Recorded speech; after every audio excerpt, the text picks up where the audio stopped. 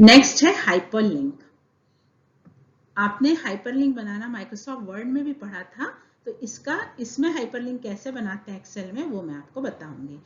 In computing a hyperlink और simply link is a reference of data that can be followed by clicking or tapping. User can follow that clicking or tapping. A hyperlink points to a whole document or a specific element within a document. Hypertext is a text that hyperlinks. This text is linked form is called anchor text. How hyperlink works and how it is can be made. आपको इसमें देखना है how can you we create hyperlink to the email address. जैसे कि आप लोगों ने कई बार जब भी आप माइक्रोसॉफ्ट गूगल पे सर्च करते हैं तो सर्च इंजन में आप कई बार हाइपरलिंक देखते हैं जो कि आपको इसके फॉर्म में दिखा था विकिपीडिया के फॉर्म में। तो जो विकिपीडिया जो हमारे वहां लिखा रहता है एक पर्टिकुलर चीज में, वही एक हाइपरलिंक है। वो आपको मैं समझाने के लिए बता रही हूँ। On a worksheet click the cell where you want to create a hyperlink और insert tab, click hyperlink. Under display text box, type the text that you want to use to represent the hyperlink. Under email address, type the email address that you want or click OK. Click insert. This tab is a green ribbon at the top of the Excel window.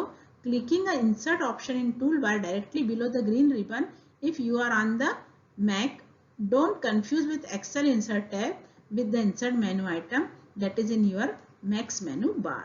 तो आपको जो insert tab है Excel का वो थोड़ा अलग तरह से यूज करना सीखना है।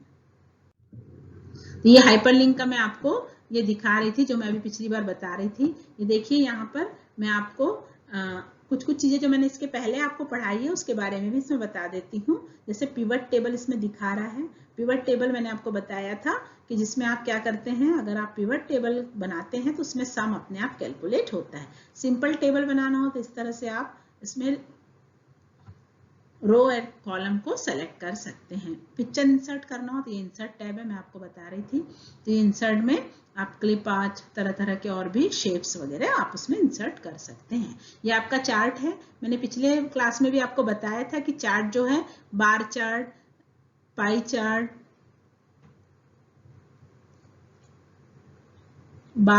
पाई चार्ट, इस तरह से लाइन चार्ट, ये सब अलग अलग तरह के चार्ट्स होते हैं जो कि एक्सेल में भी बनाए जा सकते हैं।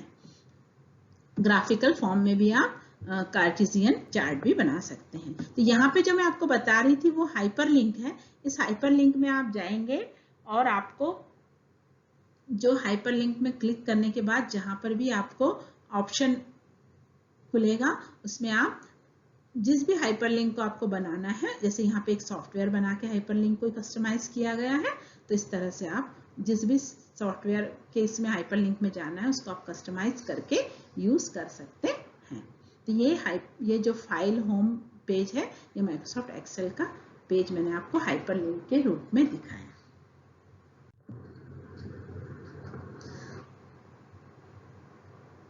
तो वर्कबुक बनाने के लिए मैं आपको जो पिछली बार बता रही थी कि workbook is a collection of spreadsheet.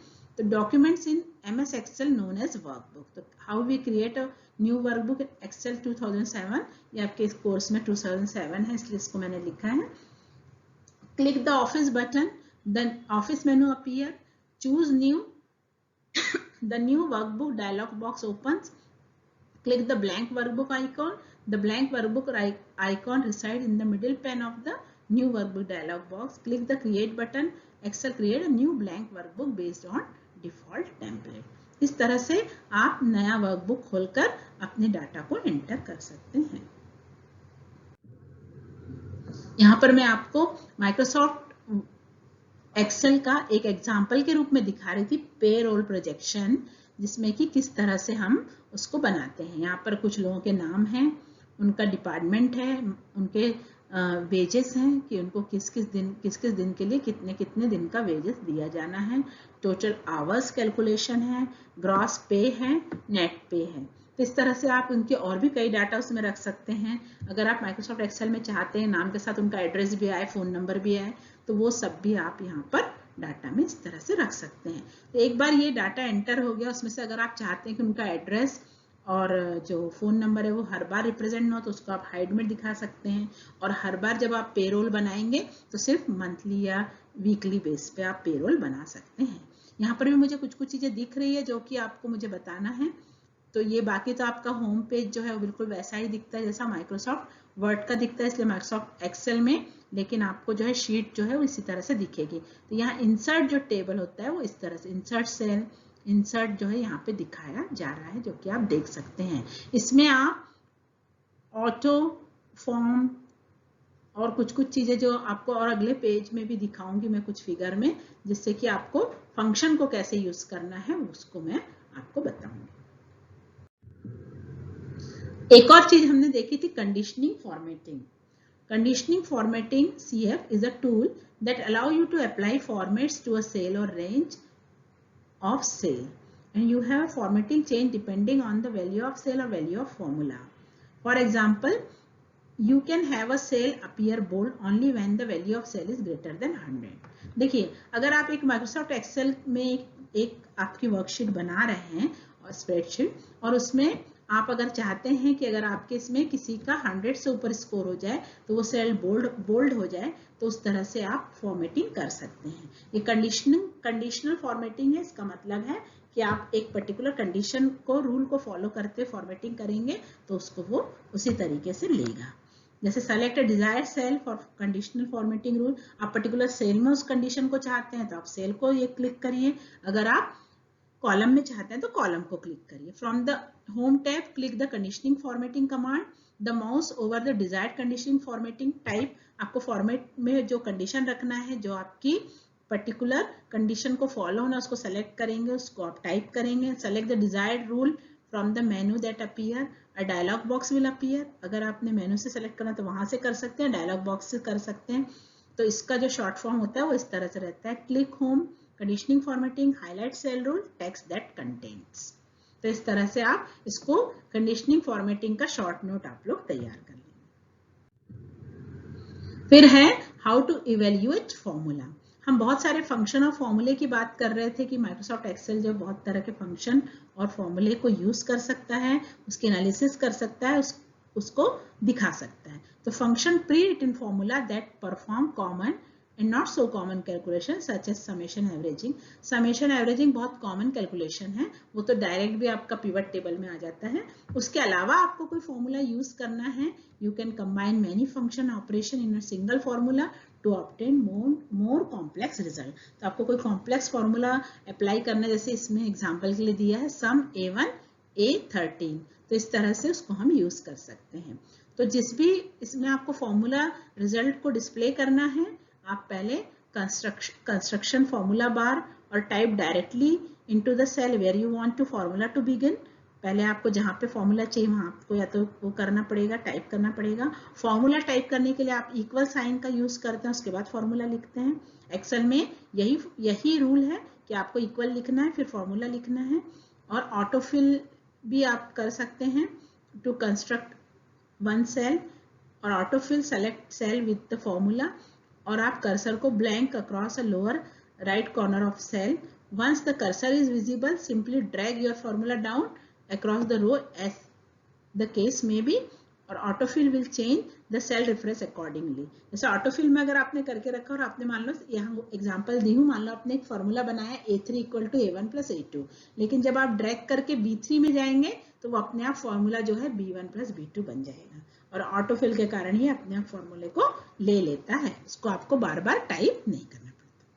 ठीक है, तो इस तरह से फॉर्मूले को हम बना सकते हैं, उसको परफॉर्म करने को एक्सेल को बोल सकते हैं। फिर है functional analysis. Excel has created hundreds of function, मतलब जो फंक्शंस हैं वो कई तरह के फंक्शन को एक्सेल बना सकता है, उसको लिख सकता है, आपको बार बार उसको लिखना नहीं पड़ेगा, उसको बार बार उस कॉम्प्लेक्स फॉर्मूले को याद नहीं रखना पड़ेगा। एक बार आपने फंक्शन में उसको लिख दिया, इंसर्ट करके आपने डाल दिया, तो वो अपने आप फॉर्मूला बार से ले सकता है। Function can also be inserted by clicking function insert function button on the formula tab or jumping into subcategory of function on the tab. ये मैं आपको चित्र में दिखा दूंगी। Yet another way to insert a function is to type equal sign into the cell and begin the name of the formula or type it. A drop down menu will appear and you can select the formula. Function can also be nested, that is inserted into larger function by using the appropriate amount of brackets. जैसे इसमें दिखा है average, सम b2 f2, सम b3 f3। इस तरह से एक बड़ा सा फंक्शन बन गया। अब आप इसको माइक्रोसॉफ्ट एक्सेल को बोलकर उसको आप क्रियाशील कर सकते हैं। यही मैं आपको दिखा रही हूँ यहाँ पे चित्र में। ये इंसर्ट फंक्शन का सिंबल है, ये ऑटो सम का सिंबल है, और ये जो है आपके, जैसे अगर आप इसमें मैं एक और चीज आपको खोल के दिखा रही थी कि लॉजिकल वाला खोलने से क्या क्या फंक्शंस आते हैं। And, false, if, inferior, ifs, not, और ये सारे नॉट और जो लॉजिकल ऑपरेशंस हैं, स्विच, ट्रू। तो इंसर्ट फंक्शन में हंड्रेड्स ऑफ फंक्शंस इसमें दिए गए हैं।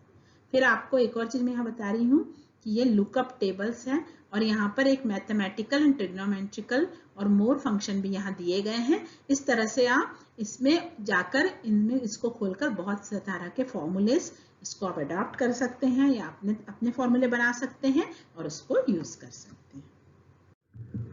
Thank you.